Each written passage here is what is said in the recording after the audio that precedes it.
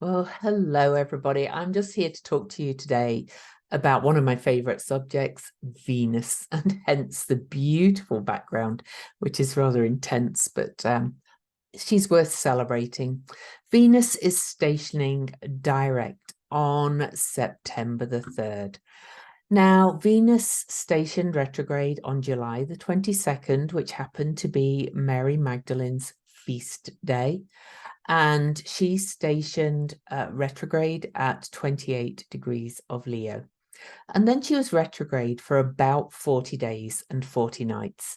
It was actually 43, I think, this one, but it's always around about that. And 40 days and 40 nights, that's such a resonant number for times of inner personal growth and initiation and rebirth. It's how long the Buddha sat under the Bodhi tree before reaching enlightenment. Jesus fasted in the desert for 40 days and 40 nights while resisting the devil's temptations.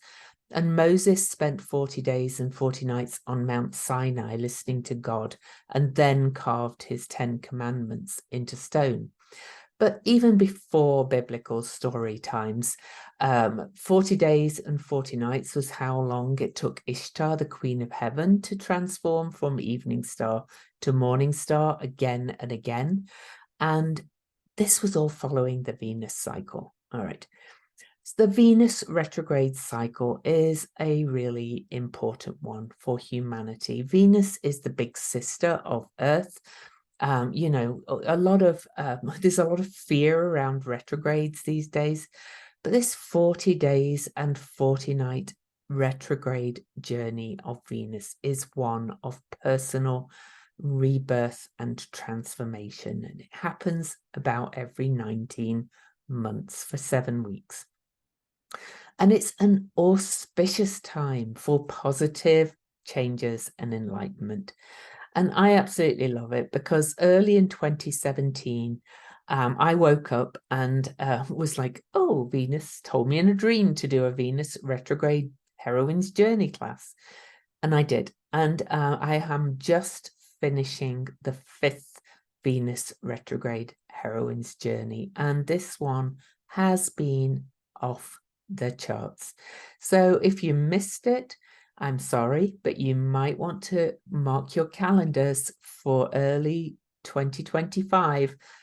It'll probably start in February and last again for 7 weeks. And that will be a retrograde in Aries. I'll be back to where I started because my first class was a retrograde in Aries.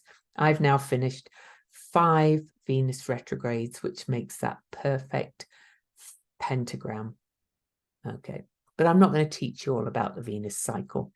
Today, I'm just going to talk about Venus stationing direct. If you've been paying attention, or if you get up nice and early like I do, Venus is rising in the mornings, in the eastern sky, in the mornings before the sun now. She's really bright. She's rising really fast. She's quite the sight to see in the eastern morning sky. And this is the morning star Venus is the let's go Venus. This is the one that takes action. This is like a new Venus. It's time to start building something over the next 9.5 months until Venus disappears behind the sun and has this exterior star point at 14 degrees Gemini in June of next year. So if you've had any creative projects brewing, anywhere where you figure out you've been playing small in love, in relationships, in shining your light, in radiating your strength and courage, because Leo, after all, is about the heart and the lion and strength and courage. Now is time to really take that leap and let your light shine and start playing big. Please don't, listen to people who say that this is a terrible time. If yes, past relationships can come back into your life during a Venus retrograde, but often it's because you need to look at something about those relationships.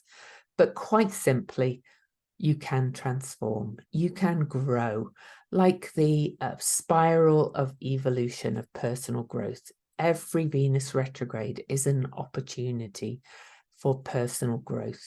But this one really is about radiating your light and playing big and from the heart. Okay, so, you know, this could be in your business, it could be in your life, it could be in relationships, it could be in anything. But another theme of this Venus retrograde has been there's been an awful lot about rise of women. If you think about what's happened since July the 22nd, on July the 21st, the Barbie movie was released and it's breaking all box office records. And it was directed, of course, by Greta Gerwig. Taylor Swift has been on everybody's lips because she's re-recording all her albums after the rights to her music were bought by somebody she really did not want to have the rights to her music. So now she's just re-recording all her music so that she owns it. And her tour has been breaking records as well. And she's caused a little bit of controversy, of course, because a lot of people go, you know, why Taylor Swift? But it's the rise of women. Also, we've had Beyonce's Renaissance tour, which literally means rebirth, has been going strong. And there's also Miley Cyrus and a couple of other female popular stars all released new music last week. So there's been a lot of rise of women, but this is about the rise of divine feminine, not just women. It's really about, you know, the rise of the solar feminine to be equal with the solar masculine. So let's have a look at the chart and we'll talk about what it means and just some guidance about where to go forward. So here is the chart. I'm not going to go into huge technical detail, but I do want to point out, look at these clusters. Venus stations direct on Sunday, the September the 3rd, 9:20 p.m. Eastern at 12 degrees, 12 minutes of Leo. And that's such a special number. Not only for astrology, because we have the 12 signs and so on, but I'll talk more about the 12 in a minute. She is at the same degree, and thank you to Julia Simmers of Cosmic Intelligence Agency for realizing this, as the North Node of Neptune. And so this is bringing us to this more higher agape, interconnected love, and a raise in spiritual consciousness and conscience, I'm going to say. Juno is at 9 degrees of Leo, conjunct Venus when she stations direct. Juno is our sacred contracts asteroid.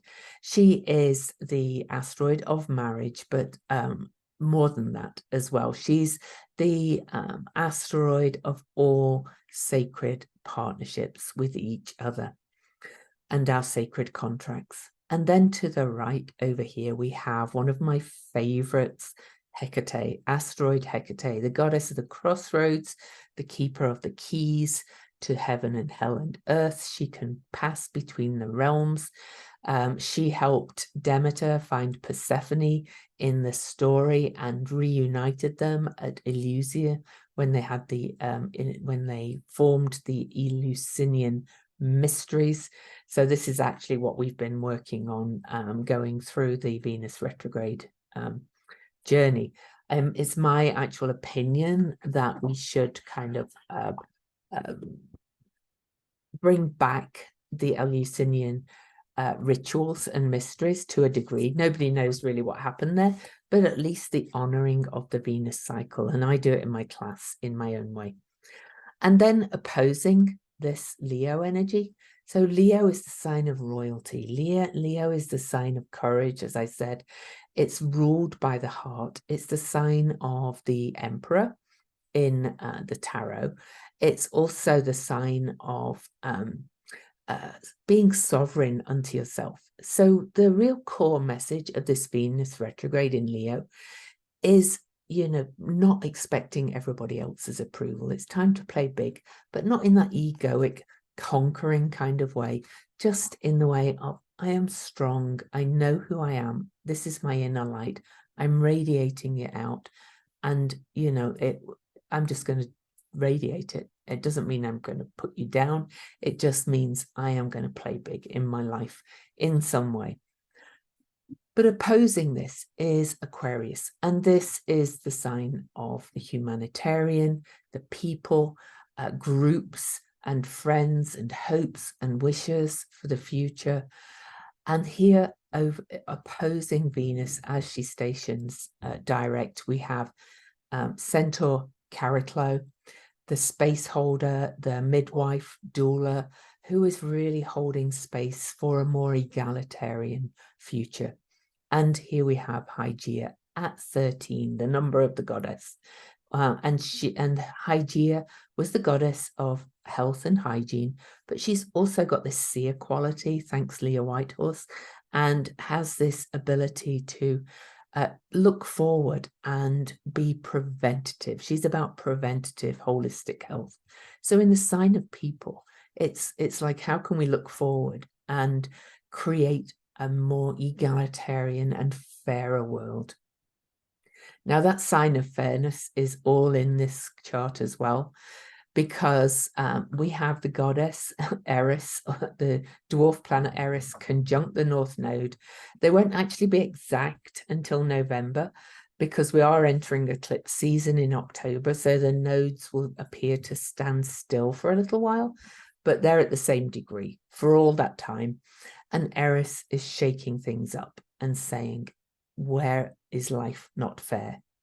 And over here in Libra, we have Ceres or Demeter, who is Persephone or Venus's mother, in the sign of Libra, which is one of Venus's own signs, and she is about to conjunct the South Node. And this is, no more kind of playing a miss or miss nice, mispleasing, miss going by the social mores, and now we have to restore the balance so that we can find grace and healing and forgiveness. Now, I'm actually going to stop the share a minute. I didn't mean to share the chart that long, because I did mention that Ceres and the South Node are in Libra's sign, and this was also the point of the first Libra star point that we had in October of 2022, October the 22nd, at 29 Libra. This is, I think, really asking us to tap into the deeper depths of the Venus energy. Venus has a dark side. She's been portrayed as being all sugary, sweet and nice, and she's the female, and she is Eve, and she is perfect, but she's also, to blame for all the ills of the world. Well, the feminine is like, no, you are sovereign, you are strong, you can take your place on the throne next to the divine masculine. Now, that brings me back to Juno. Juno was queen of the gods, and she was the wife of Zeus or Jupiter. And the very day after Venus stations direct, Jupiter stations retrograde in square to Hecate, who actually kind of negotiated between Ceres or Demeter and Zeus to return Venus or Persephone to her mum some of the year. And Jupiter's going retrograde in the sign of Taurus. So, Jupiter's being a little bit kowtowed on this station. He's like, all of this is saying, you go back and revisit a few things and think about your strong values. And Jupiter or Zeus in the myth could be a little bit of a hound dog. And I think this retrograde is bringing out the higher energy of Jupiter, because he's got to go and rethink a little bit too. He's almost been sat on the naughty step, right? And Hecate, the powerful triple moon goddess, is squaring off to Jupiter and saying, you know, you can cool your jets a bit. You are a good person, really, but, you know, you do some questionable things. So, you know, all of this is lining up together in quite amazing ways. And Jupiter is also in an earthly trine aspect to retrograde Mercury. So those two are talking to each other about rethinking how we kind of lord it over other people, all of us, you know, and how we do and how we lord over the earth more than anything. There's been big, big messages through this Venus retrograde about the climate and how we live on the earth and how we live with the earth and how we, you know, have stewardship over the earth rather than dominion over the earth. And it's not ours to rape. This is a whole allegory about the masculine over the feminine and humans over the earth. And when I say the masculine, I know it's not all men. It's that hierarchical, patriarchal society that we're living in. And a lot of my attendees in the class, in the Venus journey class, were getting messages about the patriarchy is pretty much done now. And even though we see it trying to grasp on with fingernails to its power, I think it's done overall. Over the next few years, that will become really apparent. So you should get excited about this Venus station direct. You know, Morning Star, take action. In Leo, have courage. But I said I'd talk about 12. So the number 12 is related to Pisces, and the tarot card is the Hanged Man. So there is a real element here of trust and surrender and higher love, Pisces again. And Hanged Man really is about trust and surrender to a higher power. And it's about 12 is also, though, about the completed cycle of experience. It carries the energy of 1, which is new beginnings, and 2, which is balance. But they're also 1, the divine masculine, and 2, the divine feminine. So it's a really powerful number. As well, it is associated with the heavens. It's related, of course, to 12 months, the 12 signs of the zodiac, the 12 stations of the moon and the sun. And the ancients also recognized 12 main northern stars and 12 main southern stars. And really, you know, we are the 1 in the middle of the 12. And that makes the 13 the goddess. So, you know, we're adding the divine feminine into it. This has just been the most amazing journey. And when Venus stations direct on September the 3rd, I think things are going to change really fast. People are going to start playing big. People are going to start letting their light shine in whatever way that means for them, in their relationships, in their work, and they're going to follow their bliss to you know, to quote Joseph Campbell. That's if they're listening. But the more of us that do it, the better. And I can tell you, I had 3 times as many people in this Venus class than I had in the last one. So a lot of people are feeling the call. And yes, mostly women. So I'm going to pull one card and then leave you with a happy Venus direct. Make the most of it. Again, for those of us in the US, it's at 9:20 p.m. Eastern, so that's 7:20 p.m. Mountain where I am, and 6:20 p.m. on the Pacific coast. For those of you in the UK, it will be like 2:20 a.m. in the morning. So, you know, you may want to set intention to dream about Venus and ask for a message in your dreams. In Australia, I think it's on September the 4th for many of you as well. And interestingly enough, I got a card for this, and this is the Seer of Bees. Wasn't expecting that card. And the Seer of Bees, well, I remember I mentioned that Hygeia is in Aquarius, which is an air sign, and the bees in this deck, which is the Red Seas Tarot, the Eleusinian Mysteries. are the air signs. The bees are the air signs. It's like the swords. And this card says, I am communication. And when you shoot an arrow of truth, dip its point in honey. That's an Arab proverb. For the soul journey for this card, the seer's energy.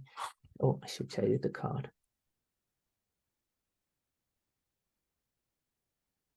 It's kind of got Mercury's wings on the helmet, actually. So remember, Mercury is at 15 degrees. It is Mercury, really. The seer's energy is swift and striking and holds a richness of knowledge with an intellect that is discriminating, creative, and intense. Communication and movement comes easily to this seer. Speaking to others is a gift he holds, and as an orator, he holds the attention of all. He is a natural leader who is courageous and assertive. On occasions, he may lose his temper and stamp off until he cools down, but this only happens when he is up against serious stupidity or wrongdoing. Listen to what this seer has to say, for he brings words of wisdom and messages from high places that will teach us things we don't know yet.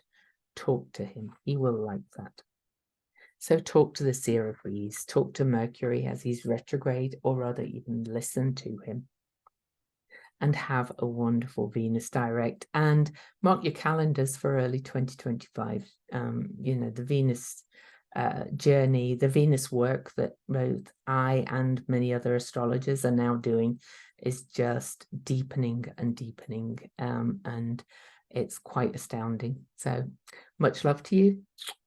Happy roses. The rose is Venus, by the way. Get colorful, play loud, and play big. Bye.